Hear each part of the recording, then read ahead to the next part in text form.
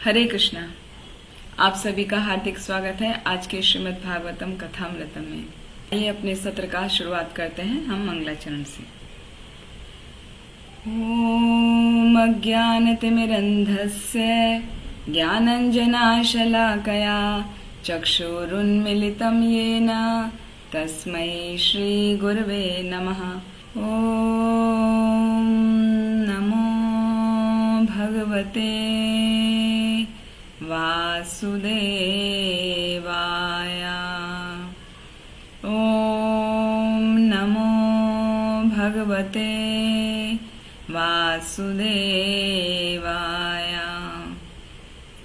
ओम नमो भगवते वासुदेवाय।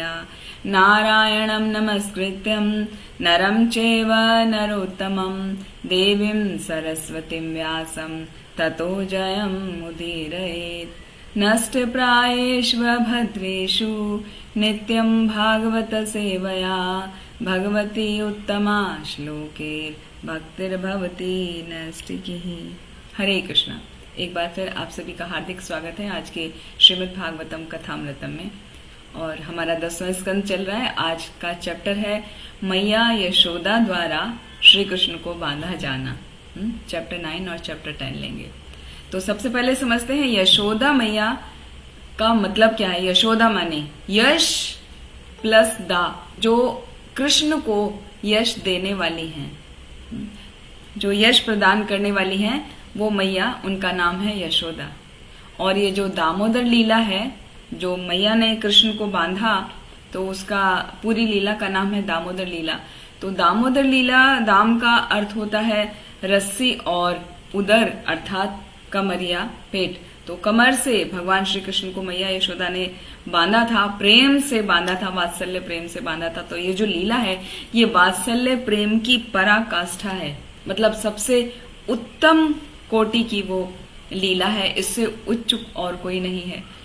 जैसे माधुर्य प्रेम की सबसे अच्छी उच्च कोटि की लीला रास लीला मानी जाती है, उसी तरह वात्सल्य प्रेम की सर्वोच्च पराकाष्ठा वाली लीला है ये दामोदर लीला, जिसको आज हम सुनने जा रहे हैं। ये पिछले अध्याय से रिलेटेड है कि पिछले अध्याय में जब भगवान कृष्ण ने अपना मुख खोल के मैया यशोदा को पूरा ब्रह्मांड का दर्शन कराया था, तो मैया भूल गई थी पूरा। बाद में भगवान ने अपनी माया के द्वारा उनका सारा जो भी उनको दिखाया था वो स्वरूप ढक लिया था, जिससे वो समझ ना सके। तो माँ अपने पुत्र के साथ में बहुत ही वात्सल्य प्रेम के साथ उनसे आदान प्रदान करने लगी। और वो गोपियों की उस शिकायत से बहुत परेशान थी, जो आए दिन गोपियां करती थी कि मैया आपका लाला जो है हमारे घर आता है, दूध दही की मटकियां फोड़ देता है। तो एक दिन क्या हुआ, सुखदेव गोस्वामी बहुत सुंदर वर्णन करते हैं। एकदा गृह दासीषु यशोदानंद गेहिनी कर्मांतर नियुक्तासु निर्ममंथ स्वयं दधी। कि एक दिन की बात है, सभी यशोदा मैया की जो दासी हैं वो सभी घर के बाकी कार्यों में व्यस्त हैं। तो वो बाकी सब कार्यों में लगी हुई है, विभिन्न कार्यों में। तो माँ ने क्या सोचा, यशोदा मैया ने, कि मैं आज अपने हाथ से माखन बनाऊंगी। तो निर्मम मंथ स्वयं दधी, अपने हाथ से वो माखन बनाने लग गई। वो तो नंद महाराज की पत्नी है, वो तो रानी है। तो उनको आवश्यकता नहीं है, उनके तो हजारों उनकी दासियां हैं जो उनकी सेवा करती हैं। लेकिन उस दिन उनके मन में विचार आया कि इसको, मेरे लाला को पसंद नहीं आता घर का दासियों के हाथ का बनाया हुआ माखन, तो आज मैं बनाती हूँ। उसको पसंद नहीं आता, तभी तो वो गोपियों के घर जाता है, मटकी तोड़ता है, माखन खाता है। तो आज मैं उसको अपने हाथ से बना के खिलाऊंगी।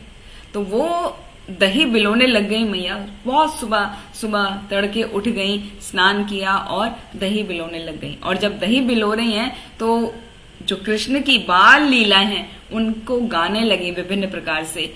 यानी यानी अह गीतानि तद बाल चरितानि चा दधि निर्मंथने काले स्मरंती तानि अगायत। वो विभिन्न प्रकार से कृष्ण की बाल लीलाओं का स्मरण करती उनका गीत उन्होंने बना लिया। बहुत ही सुंदर तरीके से वो गा रही हैं। फिर आगे बहुत सुंदर वर्णन कर रहे हैं सुखदेव गोस्वामी। सौमं वास पृथुकटि तटे विभ्रति सूत्र नंदनम पुत्रम स्नेह स्वत कुछ युगम जात कंपम च सुभ्रुहु। कि मैया यशोदा ने उस दिन केसरिया रंग की पीली साड़ी पहनी है और बहुत ही सुंदर उन्होंने कमर में एक तगड़ी बांधी हुई है। सूत्र नंद, पुत्र के स्नेह के कारण उनको दूध प्रचुर मात्रा में आ रहा है और उनकी भौएं जो है बहुत ही सुंदर हैं। और रज्जु आकर्ष है श्रम भुज चलत कंकणों कुंडले च वक्त्रम कबर विलगत मालती निर्ममंथ। कि वो जो मैया जब दही बिलो रही हैं तो दही बिलोने से उनके हाथों में जो कंगन है वो छुन छुन रुन छुन छुन छुन की आवाज कर रहे हैं। और जो मथानी है, मथानी वो जो उसमें बर्तन में टकरा रही है तो उसकी आवाज ऐसी लग रही है जैसे मृदंग बज रहा हो। और मैया के हाथों की चूड़ियां ऐसे खनक रही हैं जैसे करताल बज रहा हो। तो वो जो आवाज हो रही है मथानी की, मैया के कंगनों की, और कानों में जो कुंडल पहने माता के वो हिल डुल रहे हैं, आगे पीछे हो रहे हैं। तो वो सब मिलके इतनी सुंदर ध्वनि उत्पन्न कर रहे हैं और साथ में मैया गा रही हैं। तो ऐसा लग रहा है कि बहुत सुंदर कीर्तन हो रहा है। और उस प्रेम भाव से माँ के हृदय में बहुत ही प्रेम उमड़ पड़ रहा है अपने बालक कृष्ण के लिए। तो कृष्ण ने देखा कि आज मैया ने मुझे उठाया नहीं और सीधा वो चली गई अपना माखन मथ रही हैं। और उनकी आवाज सुनकर, मैया की आवाज सुनकर जो वो गा रही हैं, चरित्र जो गा रही हैं, लीलाओं को गा रही हैं, तो वो वहां पर चले गए। उससे पहले यहाँ पर श्रीमद् भागवतम में वर्णन आता है श्रील सनातन गोस्वामी का, जो वैष्णव तोषणी पुस्तक में लिखा है उसको यहाँ पर श्रील प्रभुपाद ने वर्णन किया है कि ये जो दामोदर लीला हुई है ना, ये दीपावली के दिन हुई है। और नंद महाराज की गौशाला में मैया ने क्या किया था, कुछ गायों को अलग से रखा था। वो गायों को स्पेशल घास, एकदम टेंडर सॉफ्ट, हाँ, जो बहुत ही अच्छी स्मेल करती थी घास, उसका नाम है पद्मगंधा। वो वाली घास उन पर्टिकुलर गाय को खिलाई जाती थी, जिससे उस गाय का दूध से दही जमाया जा सके और उस दही से कृष्ण के लिए मक्खन बनाया जा सके। तो इतना प्रेम था माँ यशोदा का अपने पुत्र के लिए कि इस नॉर्मल सभी जो गाय थी उनका दूध भी काफी नहीं था, उनके लिए स्पेशल पद्मगंधा घास खिलाई जाती थी। और उन गाय का नाम भी पद्मगंधा ही था, है ना। उनसे जो दूध निकलता था वो बहुत ही सुस्वादु हो जाता था, बहुत ही सुगंधित होता था। तो माता जब अपने आप मक्खन निकालने लगी उस दिन, तो क्या हुआ, कृष्ण आ गए वहां पर, क्योंकि वो मैया जब गा रही हैं कृष्ण की लीलाओं को, साथ में उनके कंगन, उनके कुंडल और मथानी जो आवाज कर रही हैं, तो बहुत सुंदर कीर्तन जैसा प्रतीत हो रहा है। तो मैया की वो आवाज सुनकर कृष्ण आ गए उनके पास में। और मैया कैसे गा रही हैं, जैसे वो विभिन्न प्रकार के गीतों को गा रही, जैसे श्रील प्रभुपाद ने बहुत सुंदर वर्णन किया है, जैसे मैया यशोदा गा रही हैं, हाँ, भगवान के लिए, उनको प्रसन्न करने के लिए। वो तो उनको भगवान नहीं समझ रही है, पुत्र का स्नेह है। तो वही यदि एक भक्त 24 घंटे कृष्ण भावनामृत में रहना चाहता है तो उसको भी वही करना चाहिए कि भगवान की लीलाओं का, उनके पास टाइम का गीत बना के गाता रहे, मतलब उन्हीं का स्मरण करता रहे। जैसे वैष्णव गीत में आता है, गीतम मधुरम पीतम मधुरम भोक्तम मधुरम सुप्तम मधुरम रूपम मधुरम तिलकम मधुरम मधुराधिपते अखिलम मधुरम। इस तरह माता यशोदा विभिन्न प्रकार से सोच सोच के कि मेरा पुत्र कितना सुंदर है, उसका कितना सुंदर रूप है, कितना सुंदर तिलक है, जब वो गाता है, कुछ बोलता है तो ऐसा लगता है जैसे वो कुछ गा रहा है, वो सोता है तो कितना आकर्षक लगता है। इसी तरह भक्तों को भी भगवान के ही रूप, लीला, गुण आदि का ध्यान करना चाहिए और वही सोचते रहना चाहिए। तो जब भगवान कृष्ण अभी बाल हैं ना, बाल कृष्ण मैया यशोदा की उस गीत को सुनकर उनके पास गए, तो वहां पे उन्होंने मैया को बताया कि मैया मैया मुझे भूख लगी है। और क्या किया, मैया तो गाने में मग्न थी, उन्होंने ध्यान नहीं दिया कि कृष्ण आया। तो उन्होंने क्या किया, कृष्ण ने वो मथानी को रोक लिया, पकड़ लिया। तो मैया को देख के बड़ा प्रसन्नता हुई कि अरे वाह, मेरे पुत्र में अभी इतना पावर आ गई है कि वो मथानी रोक सकता है। क्योंकि मथानी कोई छोटी सी हमारे घर में यूज होने वाली मथनी नहीं है। वो बड़ी बड़ी होती थी, तो छोटा बच्चा उसको आसानी से नहीं रोक सकता। तो पहले तो मैया बहुत प्रसन्न हुई उसको देख के कि अरे वाह, इसमें तो बड़ा शक्ति आ गई है। तो बहुत ही प्रेम के साथ में मैया ने कृष्ण को गले लगाया और उसको गोद में बिठा के उसको दूध पिलाने लगी। तो मैया का, यशोदा मैया का अपने पुत्र के प्रति इतना स्नेह है, तो स्नेह के कारण अनलिमिटेड मिल्क प्रोड्यूस हो रहा है और भगवान कृष्ण वो दूध पी रहे हैं और मैया यशोदा कृष्ण का मुख निहार रही हैं। तो वो बहुत ही, दोनों ही एक दूसरे को आनंद प्रदान कर रहे हैं। तो अचानक ही जब वो चल रहा है, कृष्ण दूध पी रहे हैं और मैया यशोदा कृष्ण के मुख को, सुंदर मुखड़े को निहार रही हैं। अचानक ही मैया को याद आया कि मैंने चूल्हे पे दूध रखा था उबलना और उसके गिरने की आवाज जो आई, तो अरे वो दूध उफन गया। तो उन्होंने क्या किया, पुत्र को, कृष्ण को अपने गोद से उतार कर रख दिया कि जल्दी से मैं जाके दूध को बचा लूं, क्योंकि वो दूध भी तो कृष्ण के लिए ही उबल रहा है ना, कि वो वेस्ट नहीं जाना चाहिए। लेकिन क्या हुआ, कृष्ण का तो, बाल कृष्ण का तो पेट नहीं भरा, उन्हें तो सेटिस्फेक्शन नहीं हुआ। तो उन्हें गुस्सा आ गया कि मैया ने मुझे दूध भी नहीं पीने दिया और मुझे छोड़ के चली भी गई। तो उन्होंने क्या किया, अपने दांतों से अपने होठों को दबाने लगे, काटने लगे और आंखों में नकली आंसू भर लिए। यहाँ पर बहुत सुंदर व्याख्या की है आचार्यों ने। उन्होंने बताया कि दांत जो हैं वो सफेद हैं, वो सतोगुण का प्रतीक है, और जो हमारे होठ हैं, भगवान कृष्ण के होठ बहुत सुंदर है ना, लाल लाल, तो वो रजोगुण का प्रतीक है। तो आचार्य कहते हैं कि जैसे भगवान दांतों से होठ को काट रहे हैं, हाँ, अपना गुस्सा दबाने की कोशिश कर रहे हैं, उससे हमें ये सीखने को मिलता है कि हमें जब भी कभी हमारा रजोगुण बढ़ जाए तो रजोगुण को सतोगुण से कंट्रोल करना चाहिए। तो हम देखेंगे हर एक एक्शन में, भगवान की हर एक लीला में जगह जगह टीचिंग, शिक्षाएं छिपी हुई हैं जो हमारे जीवन में हमें सीखने को मिलती हैं। तो भगवान ने क्या किया, अपने होठों को काटने लगे और आंखों में आंसू भर के ले आए।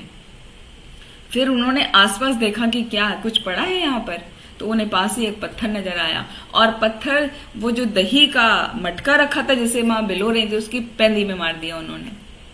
तो कृष्णा भी तो स्मार्ट है ना, पैंदी में इसलिए मारा, ऊपर मारेंगे तो आवाज आएगी, नीचे मारो आवाज ही नहीं आएगी, माँ को पता ही नहीं चलेगा। तो और वो मारते के साथ ही तुरंत फूट जाएगा।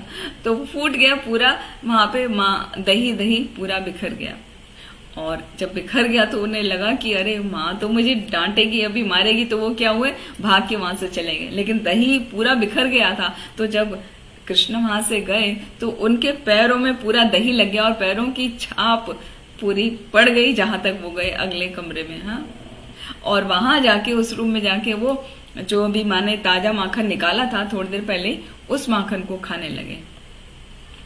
मैया यशोदा जब चूल्हे से दूध को उतार कर वहां वापस लौटी तो उन्होंने देखा कि मटका तो फूटा पड़ा है, सारी दही बह चुकी है और कृष्णा तो है ही नहीं, गायब यहाँ से। तो उनको समझते देर नहीं लगी कि ये जो शरारत है ना, ये हो ना हो कृष्ण की, और कौन आएगा यहाँ पे सुबह सुबह ऐसा करने। तो वो सोच के बड़ी प्रसन्न हुई और मुस्कुराने लगी और फिर सोचने लगी कि आज उसको कुछ ना कुछ तो मुझे दंड देना चाहिए। तो उन्होंने देखा कि कृष्ण के छोटे छोटे पैर छपे हुए हैं। तो पैरों का, निशानों का पीछा करते करते वहां रूम में पहुंच गए और देखा उन्होंने बाहर दरवाजे से खड़े होके क्या कि कृष्ण जो है ऊखल जिसमें मसाला कूटा जाता है उसको उल्टा करके उस पर बैठ गए, उस पर बैठ के माखन खा रहे हैं और बंदरों को माखन बांट रहे हैं। तो कृष्ण ने क्योंकि अपराध किया है, गलती किया ना, तो इसलिए वो डर डर के ऐसे से साइड में देख रहे हैं कहीं माँ तो नहीं आ रही है।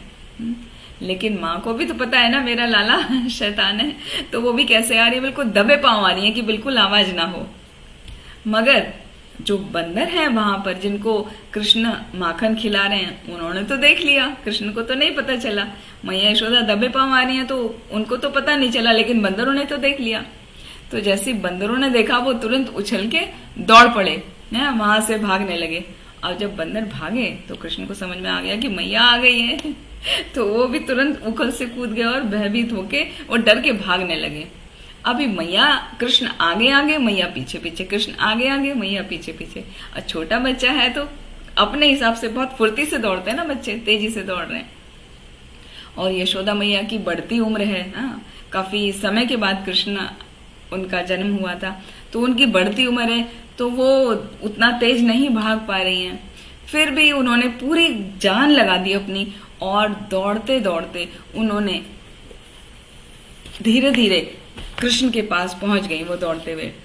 और इस बीच में जब वो दौड़ रही थी तो उनके जो बालों में फूल लगे हैं वो फूल भी नीचे गिरने लगे। और ऐसा कहा जाता है कि आचार्यों का ऐसा वर्णन है कि जो भी लीला है उसमें हर वस्तु आध्यात्मिक है, कुछ भी भौतिक नहीं है। तो वो जो फूल माँ के बालों में लगे हैं, यशोदा मैया के बालों में लगे हैं, वो गिरने लगे, वो भी आध्यात्मिक हैं। वो क्या सोच रहे हैं, कुछ फूल तो इसलिए गिर रहे हैं कि मैया यशोदा को कृष्ण को पकड़ने में तकलीफ हो रही है ना, तो मैया का वजन थोड़ा कम कर देते हैं। उनका हैवी शरीर है ना थोड़ी से, तो उनका वजन थोड़ा कम कर देते हैं, इसलिए चलो हम गिर जाते हैं तो कुछ तो हल्का होगा, मैया का साइड ले ली। और कुछ फूल इसलिए गिरने लगे कि कृष्ण की साइड ले ली। अरे मैया तो कृष्ण के ऊपर नाराज होकर दौड़ रही हैं, तो चलो हम मैया का साथ छोड़ देते हैं, वो नाराज होकर वो गिर गए। तो इस तरह आचार्य ने बहुत ही सुंदर तरीके से टीका की है। हम दामोदर अष्टक देखते हैं तो उसका पहला श्लोक ही बहुत सुंदर वर्णन आता है उसमें, नमामीश्वरम सच्चिद आनंद रूपम लसत् कुंडलम गोकुले ब्रजमानम यशोदाभियोलुखा लब्धवमानम परामृष्टमात्यंत तो द्रुत्य गोप्या। यहाँ पे क्यों लिया है, क्योंकि यहाँ पे इस लीला से उसमें लीला को डिस्क्राइब कर रहा है कि जब मैया यशोदा भाग रही हैं कृष्ण के पीछे, तो वो कृष्ण जो सच्चिदानंद हैं, सर्वेश्वर हैं, उन कृष्ण को यशोदा मैया ने क्या किया, पकड़ ही लिया। जो मैया के डर से कि मैया मुझे दंड देगी वो भाग रहे हैं, तो माँ ने उनसे भी तेज भाग कर कृष्ण को पकड़ लिया। और पकड़ के क्या हुआ, फिर जब पकड़ लिया तो जैसे ही कृष्ण को पकड़ा तो जोर जोर से रोने लगे, अपने दोनों हाथों से अपनी आंखों को मलने लगे। और आंखों में तो काजल लगाती थी ना मैया हमेशा, तो उनका काजल पूरा फैल गया। रुदंतम मुहुर्नेत्रम युग्मं मृजंतम कराम्बुज युग्मेन सातंकं नेत्रम मुहुश्वासकं पात्रीरेखांक कंठा स्थित ग्रीव दामोदरम भक्तिबद्धम। कि जब वो रो रहे हैं, अपने हाथों से आंखों को मसल रहे हैं, तो क्या हुआ, उनका पूरा काजल फैल गया। और जब वो रो रहे हैं, सिसकियां ले रही हैं, तो उनकी गले में जो 3 रेखाएं हैं वो ऊपर नीचे हो रही हैं। वो बहुत सुंदर लग रहे हैं कृष्ण उस समय। और वो कृष्णा जो गोकुल के सभी लोगों को आनंद प्रदान करने वाले हैं, वो ऐसे योगियों के द्वारा या जो आत्म साक्षात्कार का करने का प्रयास करते हैं उनके द्वारा भी नहीं पकड़े जाते। जिनके अंदर भय या आदर की भावनाएं हैं उनके द्वारा बिल्कुल भी नहीं कृष्ण पकड़े जाते। कृष्ण तो केवल उस अंतरंग प्रेमी भक्त द्वारा पकड़े जाते हैं जो अपना सर्वस्व कृष्ण को अर्पित कर देते हैं। तो माँ यशोदा ने अपना सर्वस्व कृष्णा को अर्पित किया है, इसीलिए माँ के द्वारा वो पकड़ में आ गए। वरना वो बड़े बड़े योगी जो उन पर ध्यान करते हैं वो भी उनको नहीं जान पाते, उनको नहीं पकड़ पाते, उनको नहीं समझ पाते। लेकिन मैया यशोदा ने आसानी से पकड़ लिया। तो जब पकड़ लिया तो कृष्ण को लगा कि अरे अब तो पकड़ में आ गया हूं, तो वो क्षमा मांगने लगे। और कृष्ण का ऐसा डरा हुआ उन्होंने अपना चेहरा बना लिया। यशोदा मैया एकदम समझ गई कि ये तो लाला अभी मेरा डर गया है, तो ऐसे छड़ी यदि मैं उसको दिखाऊंगी तो वो ऐसा ना हो कि डर के कहीं भाग जाए। तो दंड तो देना चाहती हैं मैया यशोदा, लेकिन छड़ी के डर से कहीं वो ऐसा ना हो घर छोड़ के कहीं चला जाए, वो तो शैतान तो है। तो इसीलिए मैया ने छड़ी फेंक दी।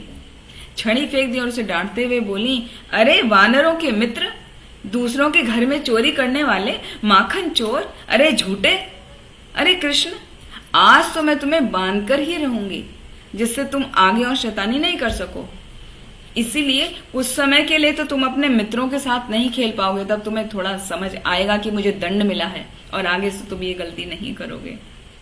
वास्तव में मैया यशोदा कृष्ण को बांधकर उनकी शरारतों को रोकना चाहती थी, लेकिन उन्हें वही डर था कि कहीं कृष्ण बाहर ना चला जाए, तो बहुत ही प्रेमवश उनको डांट रही हैं, अरे माखन चोर, अरे झूठे, जैसे मैया डांटती है ना, एक माँ अपने बच्चों को डांटती है, तो वो ही बहुत ही प्रेमवश, स्नेहवश उनका प्रेम है मैया यशोदा का कृष्ण के लिए। तो वो प्रेमवश ये नहीं जान पाई, हालांकि वो जानती थी, लेकिन भगवान ने उनका जो ज्ञान था वो कवर कर लिया था, तो वो ये नहीं जान पाई कभी भी कि मेरा पुत्र तो परम भगवान है। और बड़े बड़े देवता भी इस कृष्ण से डरते हैं, लेकिन अभी कृष्ण तो मैया यशोदा की छड़ी देख के डरे हुए हैं। तो मैया यशोदा ने अभी उनको पकड़ लिया और अभी उनको बांधने के लिए लेके गई, और वहां पर एक मोर्टार पड़ा हुआ था उखल, उसमें बांधने के लिए वो अंदर गई और एक रस्सी लेकर आई, कृष्ण को बांधने लगी। तद्दाम बंधय मानस्य स्वय अर्भकस्य कृतागस है, द्वि अंगुल ऊनम अभूतेना संदधे अत्यंत च गोपिका। कि वो जब कृष्ण को बांधने लगी तो 2 अंगुल छोटी रह गई रस्सी। हालांकि कृष्ण तो छोटे से बालक है ना, फिर भी उनकी कमर को बांधने के लिए वो सफिशिएंट रस्सी थी जो मैया ने पहली बार उठाई थी, मगर जब गांठ लगाने लगी तो 2 अंगुल छोटी पड़ गई। फिर क्या हुआ, यदा आसीत तद अपि न्यूनम तेन अन्यत संदधे तत् अपि द्वि अंगुलम न्यूनम यत यत आदत्त बंधनम। यत आसीत तत् अपि न्यूनम। फिर वो अंदर गई और जोड़ने के लिए और रस्सी लेके आई, फिर उन दोनों को मिला के बांधने लगी, तो वो फिर छोटी पड़ गई।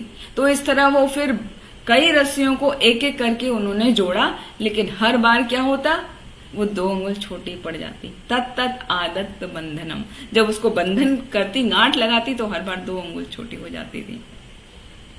तो ये सब बातें देखकर सब लोग आश्चर्यचकित थे। इतना जब वहां शोर शराबा हो रहा है ना, माँ ने उस डांटा, चिल्लाया, तो सारी गोपियां आसपास की आ गई, वहां देखने लगी मैया यशोदा और कृष्ण की वो लीला को। तो मैया यशोदा तो खुद आश्चर्यचकित हैं, लेकिन वो बहुत मुस्कुरा रही हैं कि आज क्या बढ़िया लीला हो रही है, हैं? बहुत वो भी आनंद ले रही है ना, वात्सल्य प्रेम का आनंद ले रही हैं। तो हालांकि मैया यशोदा अभी दौड़ रही थी ना, दौड़ते दौड़ते पूरा पसीने से तरबतर हो गई, परेशान हो गई, लेकिन उन्होंने फिर भी कृष्ण को बांधने का अपना प्रयास छोड़ा नहीं, वो बार बार बांध रही हैं। तो यहाँ पर वर्णन आता है कि जब भगवान कृष्ण किसी की आध्यात्मिक भक्ति से तुष्ट हो जाते हैं, प्रसन्न हो जाते हैं, तो उसका सारा कार्य वो खुद कर देते हैं, फिर उसको ज्यादा प्रयत्न करने की आवश्यकता नहीं पड़ती है। जैसे जैसे भक्त भक्ति में आगे बढ़ते जाते हैं, त्यों त्यों भगवान अपने आप को प्रकट करते जाते हैं, उसका कार्य भगवान स्वयं करने लगते हैं, उसका हर कार्य बहुत आसान हो जाता है।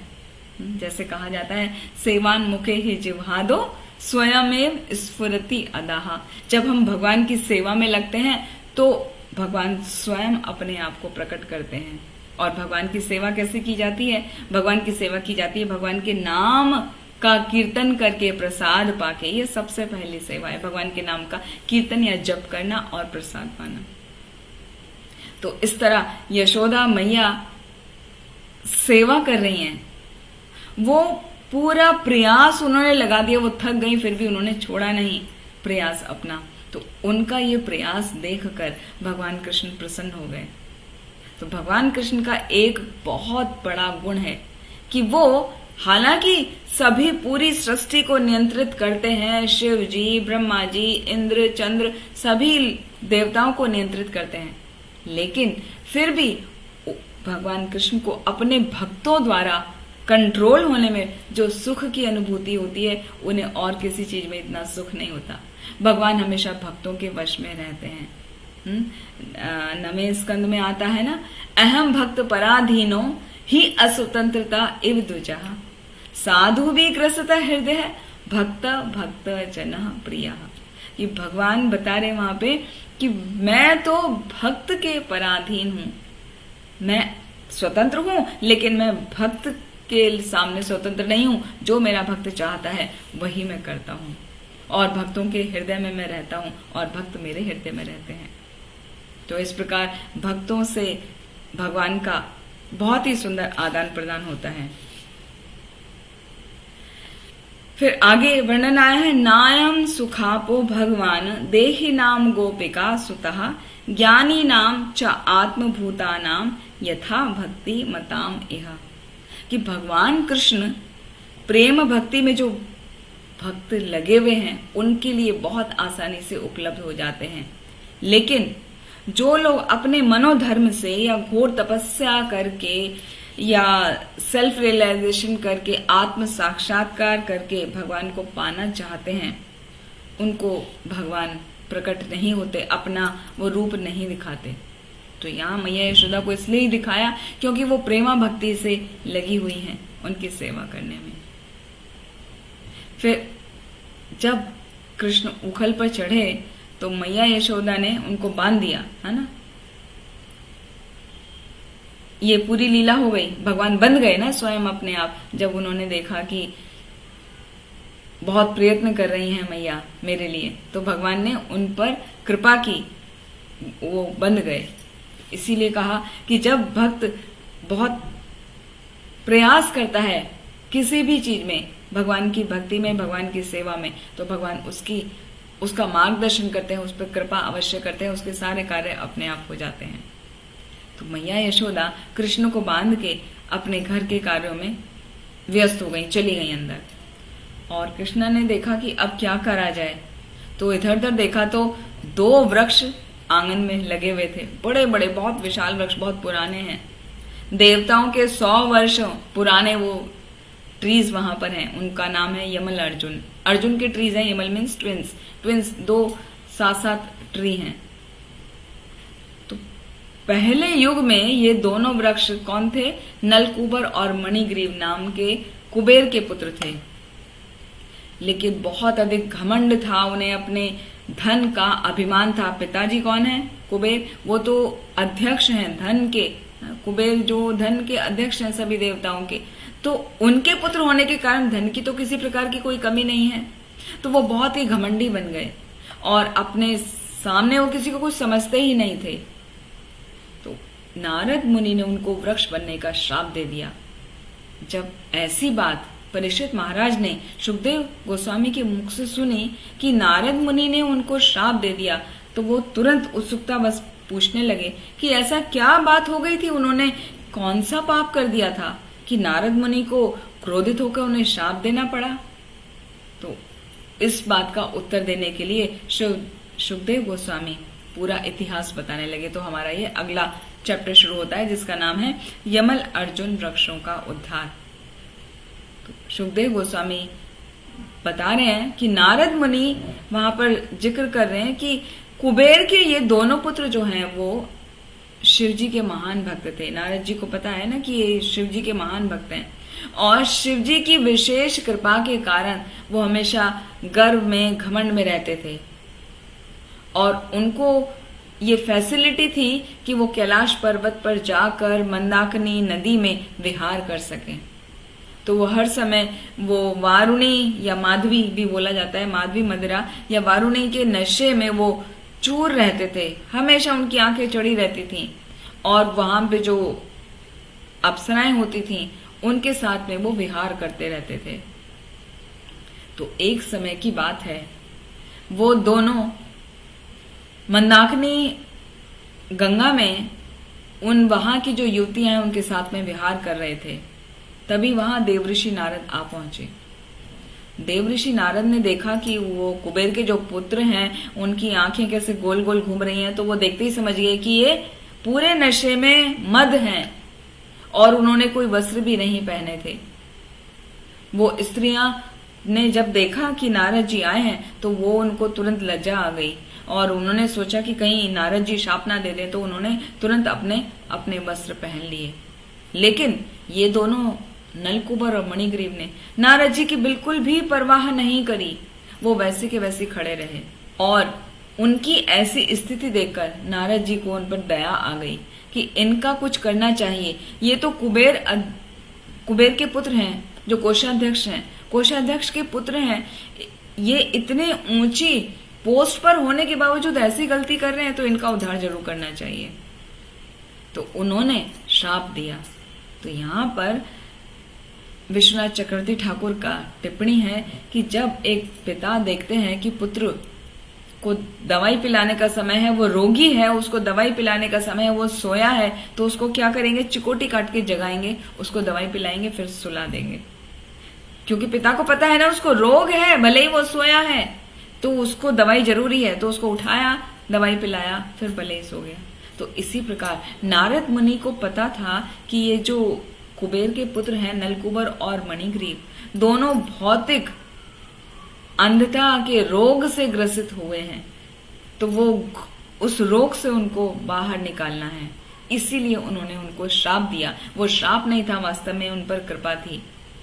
तो नारद मुनि बोले, ना ही अन्य है जुषत है जोश्यान, बुद्धि भ्रंशो रजो गुणः, श्रीमदात आभिजात्य आदि ही यत्र स्त्री द्यूतम आसवः। नहीं अन्य जुषत है जोशान, कि जो मेटीरियल वर्ल्ड में जो भौतिक विभिन्न प्रकार के सुख और आकर्षण की वस्तुएं होती हैं, रजोगुण के कारण उनको देख देख कर बुद्धि हमारी भ्रमित हो जाती है और जो उन भौतिक विषयों के आकर्षण से आकर्षित होकर उनकी तरफ मुड़ जाते हैं। खासकर वैसे तो 4 प्रकार के लोग बताए हैं, लेकिन जो सबसे ज्यादा धनी हैं वो क्या, स्त्री, जुआ और मदिरापान, इनमें लग जाते हैं। नारद मुनि कहने लगे कि इस संसार में 4 वस्तुएं व्यक्ति को अत्यंत घमंडी बना देती हैं और उसको भोग विलास के प्रति प्रेरित करती हैं। वो 4 वस्तुएं क्या हैं? अभिजात्य आदि ही, मतलब सबसे ज्यादा धन, रूप, अच्छा जन्म और विद्वता, मतलब बहुत ज्यादा विद्वान, बहुत ज्यादा शिक्षा, पढ़ा लिखा है। तो उसका क्या होता है, वो इन 3 चीजों के प्रति आसक्त हो जाता है, स्त्री के प्रति, जुआ के प्रति और मदिरापान, शराब, हाँ मतलब वो लिकर का उसको लत लग जाती है। इसी तरह की बात कुंती महारानी ने भी कही थी अपनी, जब स्तुति कर रही हैं कुंती महारानी, जन्म ऐश्वर्य श्रुतश्री भी एधय मानय मदय पुमान, नेव अर्हति अभिदातुम वै त्वाम अकिंचन गोचरा। कि जन्म, अच्छे कुल में जन्म होना, ऐश्वर्य होना, बहुत ज्यादा धन होना, श्रुत मतलब बहुत ज्यादा उच्च शिक्षा प्राप्त करना, विद्वता हासिल होना, और श्री भी, बहुत अधिक धन होना, रूप, जन्म, विद्वता और धन, ये 4 चीजें जो हैं ये व्यक्ति के पतन का कारण बनती हैं। लेकिन इन चारों में सबसे अधिक जो शाप का कारण बनता है या सबसे अधिक पतन का कारण बनता है, वो है अत्यधिक धन। यदि किसी के पास बहुत धन होता है तो वो व्यक्ति डेफिनेटली, उसकी बुद्धि भ्रमित हो जाती है, वो अपना धन सुरा, सुंदरी और जुए इत्यादि में लगा देता है। वो अधिक धन होने पर या व्यक्ति का उच्च जन्म होने पर व्यक्ति इतने क्रूर बन जाते हैं कि अपने शरीर का एंजॉयमेंट के लिए वो निरीह प्राणियों की हत्या कर देते हैं। वो किसी का भी कभी भी मर्डर कर देते हैं, प्राणियों का, अपने सुख के लिए, अपने आनंद के लिए। और वो घमंडी हो जाते हैं, वो भूल जाते हैं कि उनका शरीर भी पंचभूत का ही है। वो शरीर जिसके लिए वो इतना आनंद ले रहे हैं, वो शरीर एक दिन या तो कीड़ों में, या तो मल में, या तो राख में परिणत हो जाएगा, बदल जाएगा। मरने के बाद या तो कीड़े खाते हैं, या तो किसी दूसरे एनिमल ने खाया तो उसके मल के रूप में परिवर्तित हो गया, या शरीर को जलाया जाता है तो राख में परिवर्तित हो गया। तो शरीर का वास्तव में यही हर्ष है। तो जो ज्यादा धन और उच्च जन्म वाले होते हैं वो पूरे क्रूर हो जाते हैं। आगे टीका किया है, आचार्य ने बताया कि वास्तव में शरीर किसका है। शरीर तो ये 5 भौतिक तत्वों से मिलकर बना है ना, भूमि, जल, अग्नि, पृथ्वी। भूमि, जल, अग्नि, आकाश, वायु, ये 5 तत्वों से मिलकर बना है। और ये तत्व मृत्यु के बाद उसी में मिल जाते हैं। इसीलिए शरीर तो सबकी संपत्ति है। तो मूर्खों के अलावा ऐसा कौन होगा जो इस शरीर के पालन के लिए पशु हत्या जैसा पाप करेगा, मीट ईटिंग करेगा। मीट ईटिंग कोई अच्छी बात नहीं है, सबसे जघन्य पाप उसको बताया गया है। और अपने धन पे जो अभिमान करता है वो ये सच्चाई देख ही नहीं पाते, इसलिए उनके आंखों के ऊपर से भ्रम का पर्दा हटाने के लिए भगवान उनको निर्धन बना देते हैं। निर्धन बनाना उनके लिए एक उपचार है, क्योंकि निर्धन व्यक्ति सहजता से कष्टों का अनुभव कर पाता है और वो दूसरे को कभी कष्ट नहीं देता, क्योंकि उसको कष्ट का खुद एहसास होता है। तो उसे पता है कि कितना पेन है, कितना दुख है, कितना स्ट्रेस है, कितना मेंटल टेंशन है। तो वो दूसरे व्यक्ति को कभी भी वो कष्ट नहीं देता जिससे वो खुद गुजर रहा होता है। जैसे यदि किसी व्यक्ति के पैर में कांटा चुभा हो तो वो दूसरे की पीड़ा को समझ सकता है कि उसके पैर में कांटा चुभा है तो उसको कितना दर्द होगा। तो वो नहीं चाहता कि दूसरे व्यक्ति को भी वैसा ही पीड़ा का अनुभव हो।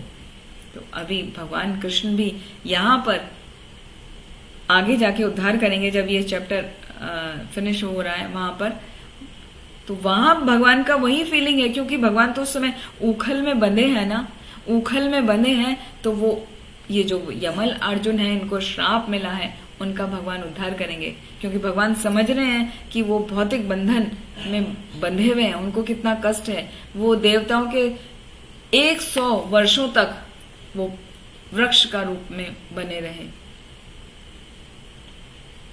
फिर आगे आचार्यों का टीका है, इसमें टीकाओं को लेना बहुत जरूरी है, खाली स्टोरी नहीं ले रहे हैं, तो वो समझ के चलते हैं एक एक। जो निर्धन व्यक्ति होता है वो वास्तव में उसको बहुत कठोर परिश्रम करना पड़ता है अपना भरण पोषण करने के लिए। तो उसको हमेशा सेटिस्फेक्शन रहता है, वो बहुत ही संतुष्ट रहता है कि भगवान ने जो मुझे दिया है मैं उसी में संतुष्ट हूं। उसको जीवन में संघर्ष जो करना पड़ता है उससे वो शुद्ध हो जाता है, उसको मिथ्या अभिमान अहंकार से वो मुक्त हो जाता है। कभी कभी ऐसा भी होता है निर्धन व्यक्ति को भोजन नहीं मिलता तो वो बड़ा क्षीण काय हो जाता है, बहुत ही पतला दुबला हो जाता है। तो ऐसे में उसकी इंद्रियां जो हैं वो एजिटेट ही नहीं हो पाती, तो वो इंद्रियों का कोई यूज ही नहीं कर पाता, ना ही वो दूसरों को किसी प्रकार का कष्ट देने का विचार करता, ना ही किसी से कोई द्वेष करता है। निर्धनता का यहाँ पे वर्णन किया है, धनी व्यक्ति का भी बताया ना, धनी व्यक्ति में तो वो प्रॉब्लम है, उसका सॉल्यूशन भी आगे बताएंगे। तो यहाँ पर पहले ये आ रहा है कि निर्धन व्यक्ति कैसे हायर है धनी से। जो निर्धन व्यक्ति होते हैं वो बहुत ही कठिन परिश्रम करने के कारण बहुत ही उनका हृदय सरल हो जाता है, सॉफ्ट हो जाता है, और अपने घर में वो साधु संतों को आसानी से आगमन कराते हैं, उनका सादर सत्कार करते हैं, उनको बुलाते हैं अपने घर पर। लेकिन यदि कोई धनी व्यक्ति हो, उनके घर पर तो साधु संत बिना बुलाए भी नहीं जाते, क्योंकि वो सम्मान ही नहीं करते। सबसे पहले तो वो एक डॉग रखते हैं। जो धनी व्यक्ति होते हैं उनका सबसे पहला काम होगा एक डॉग रखेंगे, बिवेयर ऑफ डॉग्स, ऐसे वो बाहर लगा देंगे। तो साधु संत ऐसे व्यक्ति के घरों में नहीं आते हैं। तो निर्धन व्यक्ति जो होता है वही अच्छा है, क्योंकि सरलता से वो अपनी इच्छाओं का त्याग कर देता है और आध्यात्मिक जीवन है उसको अपना लेता है। तो यहां पर साधुओं का और वर्णन किया गया, ग्लोरिफिकेशन किया गया है अगले श्लोक में। साधु नाम समचित्ता नाम मुकुंद चरणम एषिणाम उपेक्षे किम धनम स्तंभे असद भी असत आश्रय। कि साधु जो होते हैं वो हमेशा समान स्वभाव के होते हैं और वो भगवान के चरण कमलों की सेवा में हमेशा लगे रहते हैं। तो ऐसे यदि साधु के पास कोई भक्त जाता है तो वो उनकी कृपा प्राप्त करता है और उनकी कृपा से ही वो भगवान की कृपा भी प्राप्त कर जाता है। कोई अभिमानी, कोई धनी नहीं जा पाता साधुओं के पास, क्योंकि उनको धन का घमंड रहता है ना। तो नारद मुनि बता रहे हैं आगे कि नलकूबर और मणिग्रीव इतने धन के घमंड में गिर चुके थे कि उन्हें नारद मुनि सामने से आए हैं, साधु हैं, शुद्ध भक्त हैं, फिर भी उन्हें कुछ असर ही नहीं पड़ रहा है, उनका कोई सम्मान नहीं किया, यहां तक कि अपने को भी ढका नहीं और वृक्षों के समान खड़े रहे। ऐसी वृक्ष ही ऐसे होते हैं ना, वृक्षों को किसी भी प्रकार के वस्त्र की आवश्यकता नहीं होती। तो नारद मुनि ने देखा कि अरे तुम वृक्षों की तरह ऐसी खड़े हो, कोई रिएक्शन नहीं, कुछ सम्मान नहीं, तो तुम्हारे लिए यही उचित दंड है कि तुम वृक्ष बन जाओ। लेकिन नारद मुनि भगवान के शुद्ध भक्त है ना, तो उनकी कृपा है, वो उनको खाली दंड ही नहीं दे रहे, वो तो उनको सुधारना चाहते हैं ना। जैसे अभी बताया था कि एक पिता पुत्र को जगा के दवाई पिलाता है, चाहे उसको तकलीफ ही क्यों ना देना पड़े, उसको चिकोटी काट के ही क्यों ना उठाना पड़े, उसको रुलाना ही क्यों ना पड़े। तो इसी तरह नारद मुनि को बहुत ही प्रेम है उनसे, तो उनको दंड दे रहे हैं इसलिए कि जिससे उनका उद्धार हो सके।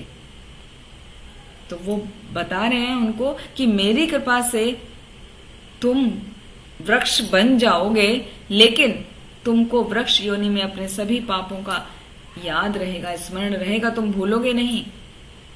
और मेरी ही कृपा से, विशेष अनुग्रह से देवताओं के 100 वर्ष जब पूरे हो जाएंगे तो भगवान वासुदेव स्वयं तुम्हारे सामने प्रकट होंगे, तुम उनका दर्शन कर पाओगे और तब तुम्हें दिव्य भक्ति प्राप्त होगी। उत्तम दास ठाकुर यहाँ बताते हैं कि मनुष्य को चाहिए कि सदैव वैष्णवों की संगति करें और अवैष्णव जो है, जो मतलब वैष्णव नहीं है, उनके साथ ज्यादा घुल मिल के अपना समय बर्बाद ना करें।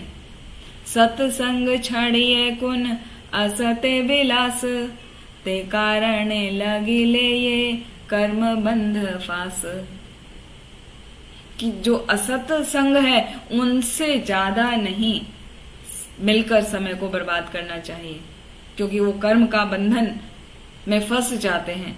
इसीलिए ज्यादा से ज्यादा सत्संग, जो साधु लोग हैं, जो शुद्ध भक्त हैं, उनका संग करना चाहिए। वास्तव में देखा जाए तो नारद मुनि ने जो कुबेर के पुत्रों को शाप दिया वो दंड नहीं है, वो तो उन पर कृपा है ना। वो उनका जो मद अंध, वो जो लिकर पी के, वो जो मदिरा पी के उसी में रहने लगे थे, तो उनका वो जो रोग हो गया था, उस रोग का वो उपचार करना चाहते थे, उस रोग से उनको निकालना चाहते थे, इसलिए उन्होंने उनको श्राप दिया। और वो श्राप देकर फिर वो नारायण आश्रम को लौट आए अपने। और नलकूबर और मणिग्रीव वहां नंद महाराज के आंगन में 2 युगल वृक्ष बन गए। यहां पर जो आचार्यों ने टीका करी है कि धनी व्यक्ति होता है तो उसको ये तीन प्रॉब्लम सताती हैं, स्त्री, जुआ और आसवा। आसवा मतलब शराब। तो ये तीन प्रॉब्लम में फंस जाते हैं। लेकिन साथ ही में ये साधुओं का संग करना बता रहे हैं कि जब व्यक्ति साधुओं का संग करता है, अपने धन का सद उपयोग करता है, उसको भगवान की सेवा में लगाता है, वैष्णवों की सेवा में लगाता है, तो उनका धन पवित्र हो जाता है। तब उन पर भगवान अपनी कृपा करते हैं और उनको कष्ट में नहीं रखते। अन्यथा ऐसे व्यक्तियों का धन छीन लिया जाता है। जैसे यहाँ पर उदाहरण आ रहा है नल कुबर और मणिग्रीव। कुबेर अध्यक्ष, कोषाध्यक्ष के पुत्र हैं, फिर भी उनका सब कुछ छिन गया, क्योंकि वो अपना पूरा होश और हवास खो चुके थे, वो मदांध हो चुके थे। तो ये धन ज्यादा होना सबसे बड़ी प्रॉब्लम है। उससे बचने का तरीका है कि आपके पास यदि अपार धन है तो उसको भगवान की सेवा और वैष्णवों की सेवा में लगाया जाए। उससे आपका धन भी प्योरीफाई हो जाता है और आपका जीवन भी सफल हो जाता है।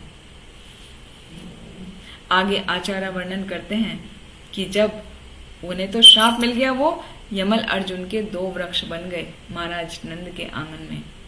अभी कृष्ण को मैया यशोदा ने उखल से बांध दिया, तो उखल को घसीट कर वो ले जाने लगे। हाँ, वो घुटनों के बल चल रहे हैं और पीछे पीछे उखल चलता आ रहा है। वो जब चलना शुरू किया तो उखल खड़ा था, वो गिर गया तो अभी उखल भी लुढ़क कर चल रहा है। तो आगे आगे कृष्ण और पीछे पीछे उखल चल रहा है। जब उन्होंने देखा कि अरे ये वृक्ष, 2 वृक्ष खड़े हैं, तो अभी मुझे कुछ करना चाहिए।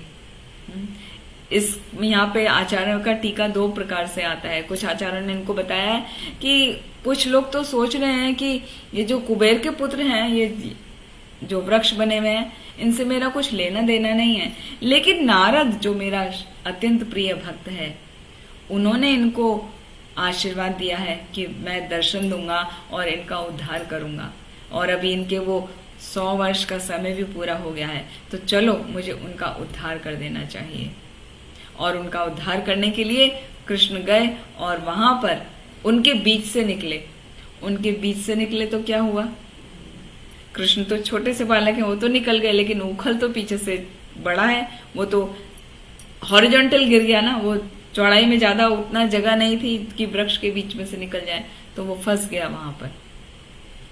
और फंस गया तो जैसे ही कृष्ण ने उसको थोड़ा सा खींचा, ज्यादा नहीं, तो जैसे ही हल्का सा जोर लगाया, वो दोनों वृक्ष एकदम धड़ धड़ धड़ धड़ करके नीचे गिर गए।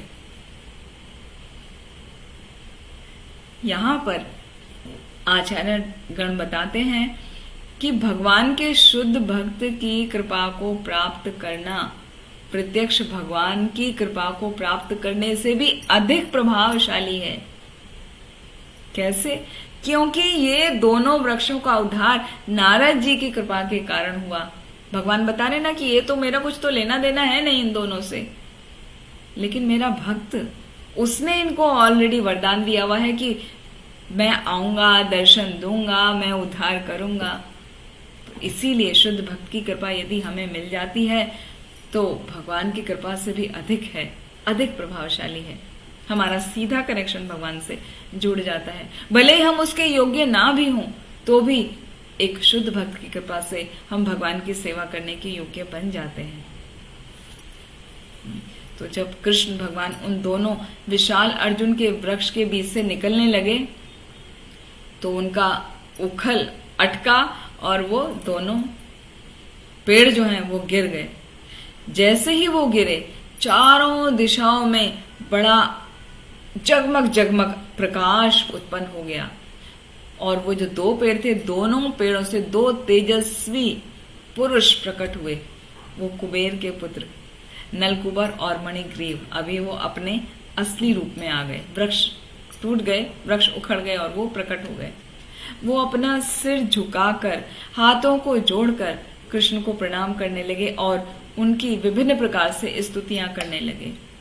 कृष्ण कृष्ण महायोगिन त्वम आद्य पुरुषं परः व्यक्त अव्यक्तम इदं विश्वम रूपम ते ब्रह्मणा विदुः। कि हे भगवान, आप परम नियंता हैं, आप सृष्टि से पहले भी उपस्थित थे, आपका अस्तित्व है, अब भी है, आप पहले भी थे और आप आगे भी रहेंगे। इसीलिए ये भौतिक संसार में तीनों गुणों से बंधा जो जीव है वो आपको ठीक से नहीं जान पाता, क्योंकि वो तो कुछ समय के लिए है ना, जबकि आप तो आदि अनादि हैं, आप तो शुरुआत से लेके आगे तक है, फ्यूचर तक है। तो वो जीव आपको नहीं समझ पाता क्योंकि वो तीन गुणों से बंधा है। तो हम आपको केवल प्रणाम ही कर सकते हैं, और क्या कर सकते हैं। जब कोई व्यक्ति भगवान को ठीक से नहीं जानता तो हमेशा उनको प्रणाम करना चाहिए, चाहे जाने या ना जाने। यदि हम भगवान को सारी क्वालिटीज नहीं भी जानते हो तो भी हमें भगवान का विग्रह देखकर, भगवान की लीलाओं को सुनकर उनको हमेशा प्रणाम करना चाहिए। तो वो आगे प्रार्थना करने लगे भगवान कृष्ण से। वो तो उन्हें पता है ना, यमल अर्जुन जो हैं दोनों, मणिग्रीव और नलकूबर, कि वो छोटा बालक कृष्ण जो दिख रहे हैं वो कृष्ण नहीं है, वो तो देवादिदेव हैं। तो वो कहने लगे, हे देवादिदेव, हम तो सदैव आपके दासों के भी दास रहेंगे, विशेष रूप से आपके शुद्ध भक्त श्रीपाद नारद मुनि के, क्योंकि उनकी कृपा से ही हमको ये आपका दर्शन मिला है, आपके दर्शन का अवसर प्राप्त हुआ है। अब आप कृपया करके हमें अनुमति दीजिए कि हम अपने घर लौट सकें। और हमारी आपसे यही विनती है कि आज से हमारी वाणी केवल आपका ही यशोगान करे। वाणी गुणानु कथने श्रवणो कथायाम हस्तो च कर्मसु मनस्तव पादयोर्नः स्मृत्याम शिरस्तव निवास जगत प्रणामे दृष्टि सताम दर्शने अस्तु भवत तनूनाम। क्या? वाणी गुणानुकथने, की हमारी जो वाणी है वो सदा आपके ही गुणगान में लगे, आपके ही यशोगान में लगे। श्रवणों कथायाम, हमारे कान उनसे हम आपकी महिमाओं को ही निरंतर सुने। हस्तो च कर्मसु, हमारे जो हाथ हैं, हमारे जो पैर हैं, वो आपको ही प्रसन्न करने वाले विभिन्न प्रकार के कार्यों में लगे। मनस्तव पाद योर्ना, और जो हमारा मन है, हमारे जो चित्त है, वो हमेशा आपके चरण कमलों का ध्यान करता रहे। स्मृत्याम शिरस्तव निवास जगत प्रणामे, हम ये जानते हुए कि ये सब संसार की हर वस्तु आप ही से उत्पन्न है, तो हम सदा अपने सिर से आपको नमन करते रहें, आपकी बनाई हुई हर चीज को नमन करते रहें, आपको प्रणाम करते रहें भगवान।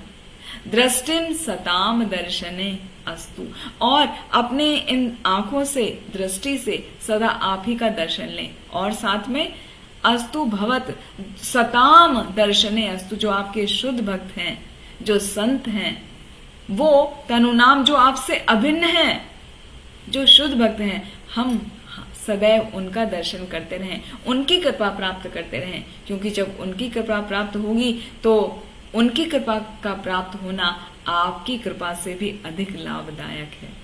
तो इस प्रकार विभिन्न प्रार्थनाएं करने लगे नलकूबर और मणिग्रीव कि अब हम कभी आपको ना भूलें, हमेशा आपको ही याद करते रहें, अपनी हर इंद्रिय आपकी सेवा में लगाते रहें। उनकी ऐसी बात को सुनकर भगवान कृष्ण, जो अभी भी मोटार से बंधे हैं, उखल से बंधे हुए हैं, वो मुस्कुराने लगे और कहने लगे, देवर्षि नारद मुनि जो हैं वो करुणा के सागर हैं, उनका शाप वास्तव में तुम्हारे ऊपर तो विशेष कृपा है। मुझे तो इन बातों का पहले से ज्ञान था। कैसे? जैसे सूर्य के संपर्क में आते ही अंधेरा नष्ट हो जाता है, सूर्य उदय होता है और रात खत्म हो जाती है, रात्रि तभी तक है जब तक सूर्य उदय नहीं हुआ। तो जैसे ही सूर्य उदय होता है अंधकार नष्ट हो जाता है। उसी प्रकार मेरे शुद्ध भक्तों के संपर्क में आते ही व्यक्ति का भव बंधन, उसका जो भौतिक बंधन है वो छिन्न भिन्न हो जाता है, उसको फिर किसी चीज से अटैचमेंट नहीं रहता। उसकी जो अपराधी प्रवृत्ति होती है, उसकी जो द्वेषी मानसिकता होती है, वो उसमें ज्यादा समय नहीं लगता, वो उसका मानसिकता तुरंत ही खत्म हो जाती है जब वो शुद्ध भक्त के संपर्क में आता है। तो शुद्ध भक्त की तुलना की गई है सूर्य से। जैसे भगवान कृष्ण को कहा जाता है, कृष्ण सूर्य सम है, माया है अंधकार, जहां कृष्ण तहां नहीं मायार अधिकार। जहां पे भगवान कृष्ण स्वयं है, वहां माया का अंधकार हो ही नहीं सकता। तो वो भक्त जो भगवान से अभिन्न है, यदि ऐसे भक्त का संग मिल जाए, शुद्ध भक्त के संपर्क में हम आ जाएं, तो वो हमारे भव बंधन को काट सकते हैं। हमारा जो द्वेषी मानसिकता होती है, जो आसानी से जाती नहीं, वो निकल जाती है शुद्ध भक्त के संग में आने से। इसीलिए चैतन्य चरितामृत में भी आता है, साधु संग सर्व शास्त्रे कय, लव मात्र साधु संग सर्व सिद्धि आया। एक लव मात्र, एक क्षण का भी 1/14 हिस्सा यदि साधु संग करने को मिल जाए तो हमारे सारे कार्य सफल हो जाते हैं, हमें आसानी से सब कुछ मिल जाता है। अन्यथा संघर्ष में जीवन होता है। और वो कहने लगे भगवान कृष्ण आगे, हे नलकुबर और मणिग्रीव, अब तुम आराम से अपने घर जा सकते हो, क्योंकि तुमने सदैव मेरी भक्ति में संलग्न रहने की इच्छा प्रकट की है, तो तुम्हारी ये इच्छा जरूर पूरी होगी, तथास्तु। और फिर कभी इस स्थिति से तुम्हारा पतन नहीं होगा। ऐसा कहने के बाद कुबेर के पुत्रों ने भगवान कृष्ण की प्रदक्षिणा की, उन्हें प्रणाम किया और उनकी अनुमति लेकर वो वहां से चले गए। जब वो वहां से चले गए तो ये वाला जो अध्याय है, ये लीला यहीं पर समाप्त हुई। फिर आगे की लीला हम अगले सत्र में देखेंगे। तो पहले देखते हैं आज के सत्र में हमने क्या क्या मुख्य बातें सीखी। ये जो 2 लीला हैं, वास्तव में देखा जाए तो ये एक ही है। मैया यशोदा द्वारा कृष्ण को बांधा जाना और यमुनार्जुन वृक्षों का उद्धार। तो पहले जो मैया यशोदा ने कृष्ण को बांधा, उसमें सबसे बड़ा टीचिंग हमने वहां से सीखा था कि 2 अंगुल हमेशा कम पड़ जाते थे।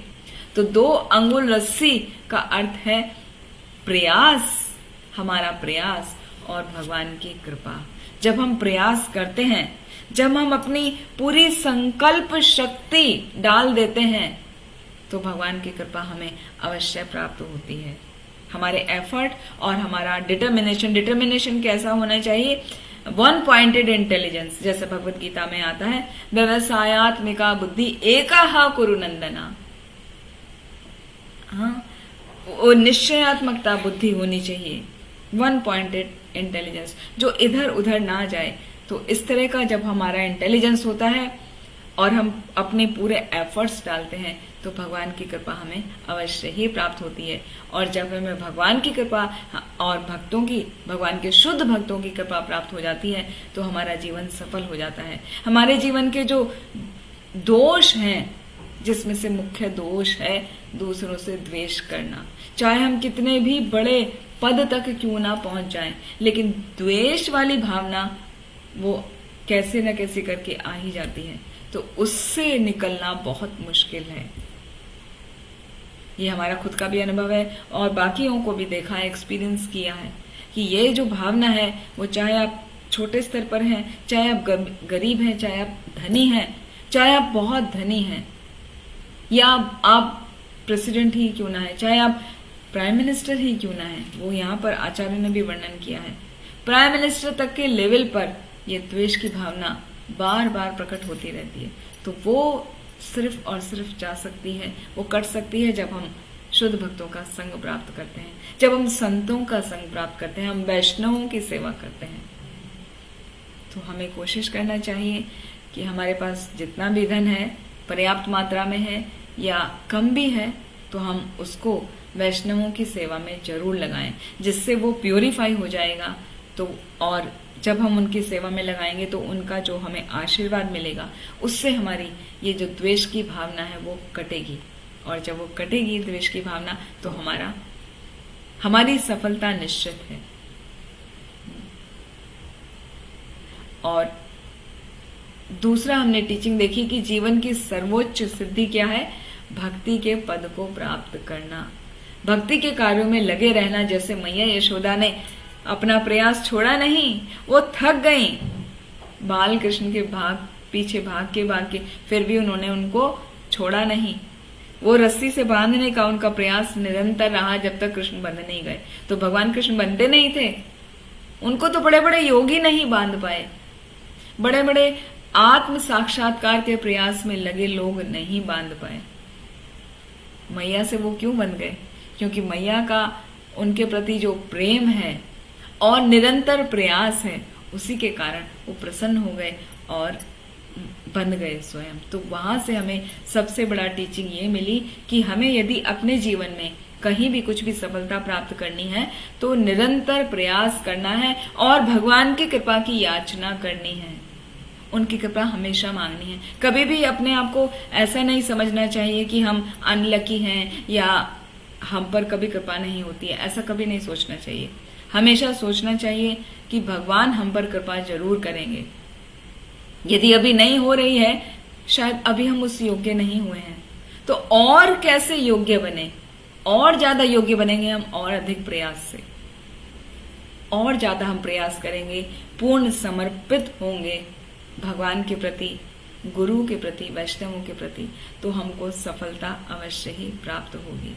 इसी के साथ हम अपनी वाणी को आज यहीं विराम देते हैं। अगले संडे को नेक्स्ट चैप्टर लेंगे।